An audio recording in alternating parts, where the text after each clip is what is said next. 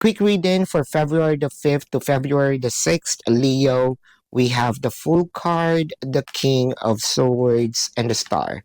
So ito yung mga time na siguro nagbabago yung perspective natin sa buhay, whether let's say baka naiisip mo, I am okay being alone, or probably I am okay to express my emotion. There's actually some fighting spirit na parang nag-e-emit, no? Or nag-start sa puso natin.